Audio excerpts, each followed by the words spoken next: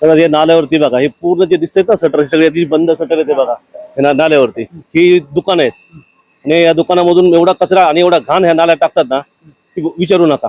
इथे सगळे चिवडा, फरसाण, होलसेलचे दुकान आहेत, ते सगळे नाल्यावरती बनवत आहेत. आणि ज्यांचे काय जे काय राख, माती, भट्ट्या चालतायत त्यांचं सगळं मटेरियल ह्या नाल्यात जात आहे. आणि नाल्यात जाऊन आम्हाला एवढा त्रास होतोय त्यांचा, एवढी दुर्गंधी सुटते त्या याची. वर्षानुवर्ष इथं ते साफ करत नाही. नाल्याच्या बाजूला जे फरसाणचे गाळे आहेत, फरसाणच्या कंपन्या आहेत, चकली, चिवडा, फरसाण, विविध प्रकारच्या फरसाण इथे बनलं जातं. आणि ते फरसाण मोठ्या मोठ्या दुकानांना सप्लाय केलं जातं.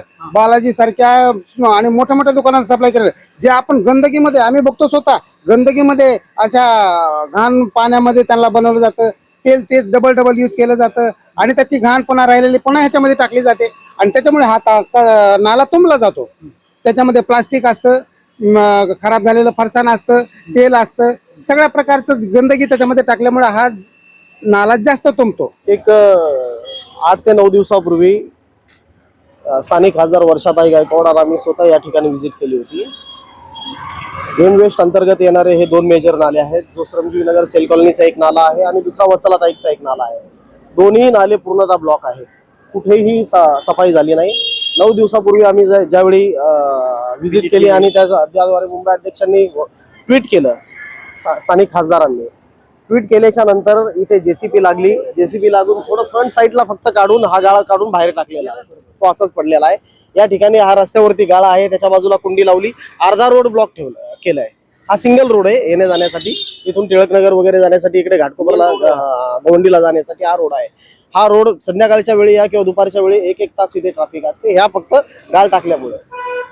नाल्याच्या बाबतीमध्ये तुम्हाला सांगायचं झालं तर कुठेही नाले सफाई झाली नाही. वत्सलाताईक मध्ये पूर्णतः नाला ब्लॉक आहे. इथे महापौरांनी दावा केलाय 100% नाले सफाई झाली.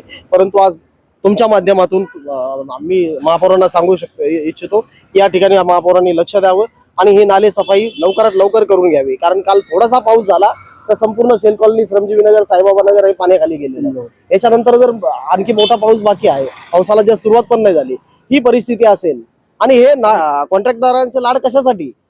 क्या लगता है सुभाष जी चुनावी मैदान में थे, क्या लगता है इस बार फिर से मतदाताओं ने गलत उम्मीदवार को चुन दिया? जिस तरह कशिश फुलवरिया जो अपने प्रमाण पत्र को लेकर विवादों में थी, क्या लगता है? नहीं, वो विवाद तो चल रहा है, वो सबको मालूम है उन्होंने क्या किया क्या नहीं, उसके बारे में मैं नहीं कहना चाहता हूँ. लेकिन वो जनता ने उन्हें चुन के दिया है, वो चुन के आई है. जब तक वो डिस्क्वालीफाई होती नहीं या उनके बारे में फैसला होता नहीं, उन्होंने ग्राउंड पे काम करना चाहिए. लेकिन कहीं पे भी पूरे वार्ड आप घूमो, कहीं पे भी वो यहाँ पे दिखती नहीं है. वो अगर काम करती तो ये नाले सफाई अब तक हो जाती.